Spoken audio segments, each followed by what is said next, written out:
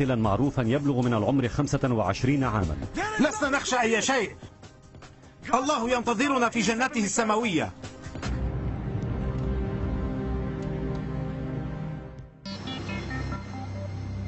في الخارج انتشرت الأخبار بسرعة، ووصل الصحفيون إلى مكان الحدث. وفي باريس استدعي رئيس الوزراء الفرنسي على وجه السرعة من عطلة عيد الميلاد، إذ إن ما يحصل كان أزمة دولية. قضيت بعد ظهر اليوم كله على الهاتف في محاولة مني لمعرفة ما كان يجري، وكان الوضع محيرا. كانت السلطات الجزائرية قد عقدت العزم على تبني موقف أكثر صرامة، وكان من الصعب مناقشة المشكلة معهم. أعطني سترتك. في الجزائر قرر الإرهابيون ارتداء زي طاقم الطائرة لإرباك قناصة الجيش. في هذا الوقت في المقصورة لم يكن أحد الإرهابيين راضيا على ما يراه. غطي رأسك، غطي رأسك أكثر. أنتما أيضا. لم تكن عاداتهم الإسلامية تحترم. كان الرجال والنساء يتشاركون المراحيض عينها ويجلسون جنبا إلى جنب، والأهم هو أن النساء كن مكشوفات الرأس. هذا غير مقبول، اذهبنا نحو الخلف وغطينا رؤوسكن. كان ذلك لا يحتمل بالنسبة إلى لطفي، وأغضبه للغاية.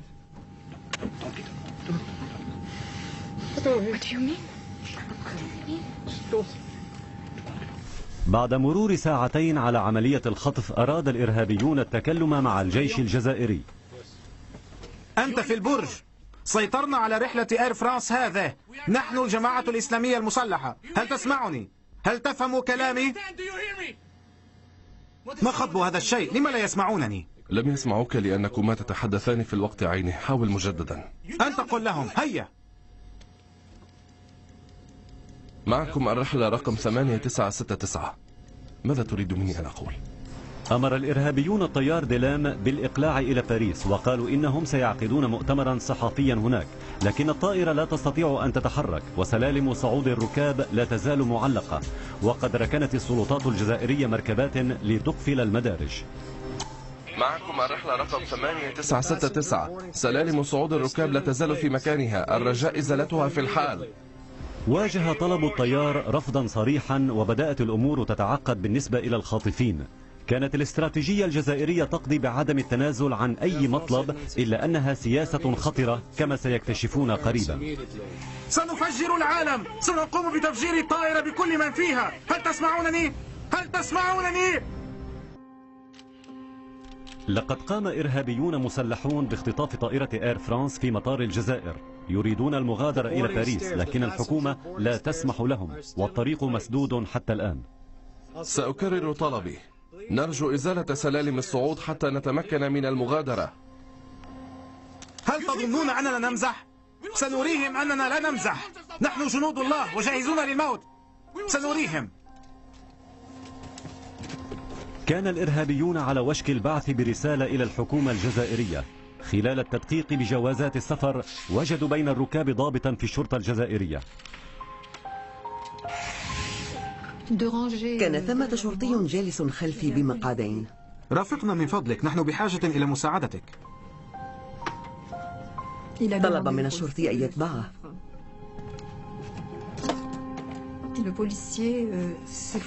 كان ذلك جنونا، لا أدري إن كان يعلم، لكنه كان مترددا كثيرا. كان يمشي ولكن بتردد، لأنه لم يكن يعلم ما سيحدث له. افتح الباب من فضلك.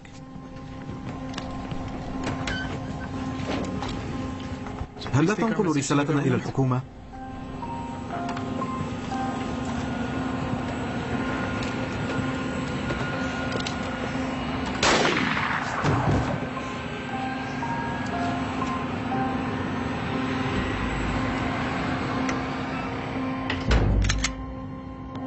عرف القليل من الركاب بالجريمة، أما الطيران فلم يعرفا بحصولها.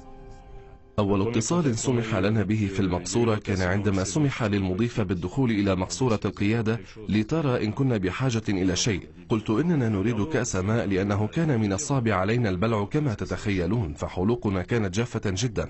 ولكن عندئذ همست لي قائلة: سبق أن قتلوا راكبا. فصدمت لأنه لم تكن لدينا أدنى فكرة عن الموضوع، لم نسمع شيئا.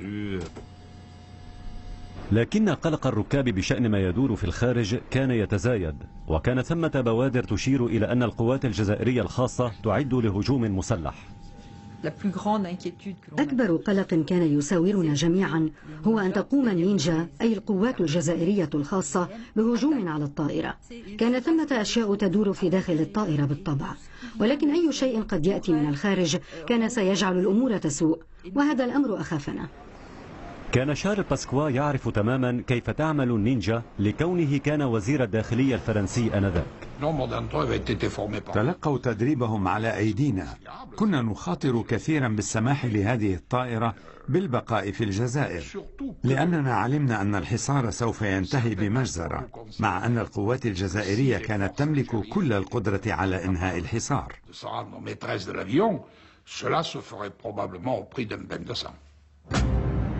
الجيش الجزائري يحافظ على موقفه الصارم، لذا يرفع الإرهابيون من حدة الموقف من جديد. يجب أن يموت راكب آخر. عندما توجهوا نحو الراكب الثاني علمنا أن الأمور لا تسير على ما يرام.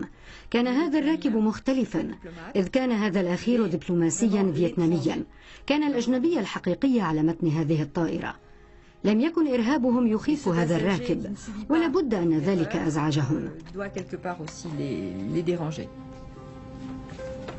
ظن الدبلوماسي الفيتنامي أنهم سيطلقون سراحه بما أنه أجنبي.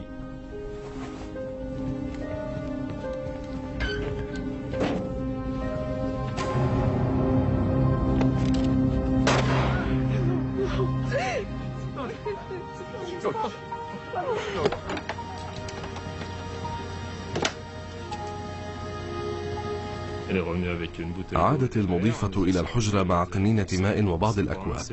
سكبت الماء ثم همست قائلة: لم يعد واحدا بل بات الآن اثنين. عندئذ أدركت فورا أننا في ورطة. كان القاتل الذي في المجموعة يزداد غرابة.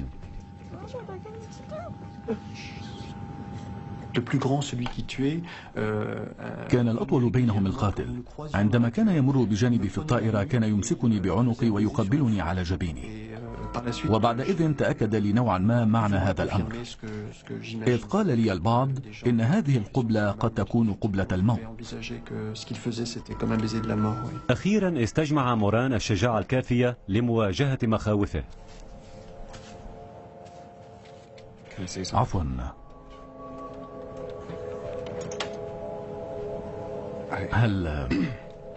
هل يمكنني أن أقول لك شيئا؟ أريد أن أطلب منك خدمة. إن قررت أن تقتلني فأريد منك أن تعدني. لا أريد أن تقتلني برصاصة في الظهر، لأنني عندما أموت أريد أن أكون قادرا على رؤية وجهك. مما أنت خائف؟ مستحيل ألا أخاف مع كل ما يحصل على متن الطائرة. لا حاجة إلى القلق، لأنني إن قتلتك فستكون شهيدا وستذهب فورا إلى الجنة.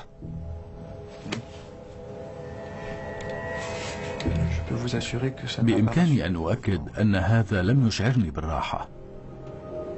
كانت الأمور قد وصلت في الجزائر إلى طريق مسدود، إذ ما كان أحد من الجانبين يتنازل. وفي باريس كان القادة الفرنسيون يشعرون بالإحباط. كانوا يعتقدون أن قواتهم الخاصة قادرة على إنهاء عملية الخطف بسلام، لكن الجزائريين يرفضون أن تقوم قوات أجنبية بتسوية مسألة جزائرية. طلبت من السلطات الجزائرية بتشديد وإلحاح السماح للطائرة بالإقلاع، وذلك لأنني اعتبرت أنها طائرة فرنسية تابعة لخطوط إير فرانس الجوية، ومع أن معظم الركاب الذين كانوا على متنها كانوا جزائريين، كان على متنها أيضا عشرات الفرنسيين، لذا كان حل المشكلة يعود إلينا.